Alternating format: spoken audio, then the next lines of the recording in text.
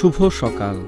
আজ রোববার ২০ জুলাই ২০২৫ খ্রিস্টাব্দ, ৫ শ্রাবণ ১৪৩২ বঙ্গাব্দ, ২৪ মহররম ১৪৪৬ হিজরি। ১৯৬৯ সালের ২০ জুলাই প্রথম মানুষ হিসেবে চাঁদে পা রাখেন মার্কিন নভোচারী নীল আর্মস্ট্রং। দ্বিতীয় নভোচারী হিসেবে চাঁদে নামেন বাজ অলড্রিন। অ্যাপোলো ১১ মিশনের ৩ দুঃসাহসী নভোচারীর তৃতীয়জন মাইকেল কলিন্স চাঁদে নামেননি। তিনি অ্যাপোলো ১১ নভোযান নিয়ে রয়ে যান চাঁদের কক্ষপথে। বাকি দুজন ল্যান্ডার ঈগল এ চড়ে চাঁদে নামেন। তার ছোট্ট এ পদক্ষেপ মানবজাতির জন্য ছিল বিশাল এক অর্জন। আজ আন্তর্জাতিক দাবা দিবস। প্রতি বছর ২০ জুলাই দাবা খেলার প্রচার ও প্রসারের উদ্দেশ্যে দিবসটি পালন করা হয়।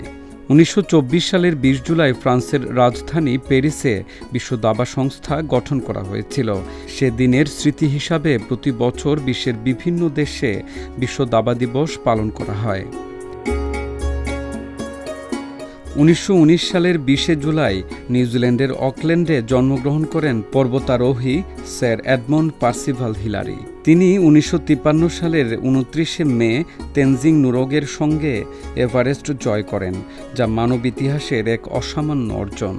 হিলারি শুধু এভারেস্ট জয়ী নন, নেপালের মানুষের উন্নয়নের জন্য হাসপাতাল ও স্কুল তৈরির ক্ষেত্রেও কাজ করেছেন তিনি।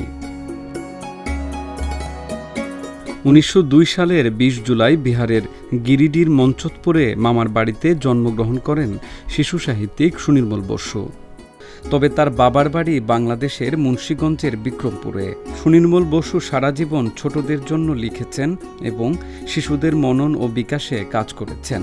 তিনি শিশুদের জন্য গল্প, উপন্যাস, রূপকথা, ভ্রমণ কাহিনী, কৌতুক ও নাটক রচনা করেছেন। ছোটদের চয়নিকা ও ছোটদের গল্প সঞ্চয়ন তার সম্পাদিত দুটি উল্লেখযোগ্য শিশুতোষ গ্রন্থ। ১৯৫০ সালের আজকের দিনে জন্মেছিলেন ভারতীয় অভিনেতা নাসিরুদ্দিন শাহ। মূলধারার হিন্দি চলচ্চিত্র এবং আর্ট ফিল্ম দুই ধারার চলচ্চিত্রে তিনি একজন সফল অভিনেতা। তিনি ৩ বার জাতীয় চলচ্চিত্র পুরস্কার, ৩ বার ফিল্মফেয়ার এবং ভেনিস চলচ্চিত্র উৎসব থেকে একটি ভল্পি কাপ অর্জন করেন।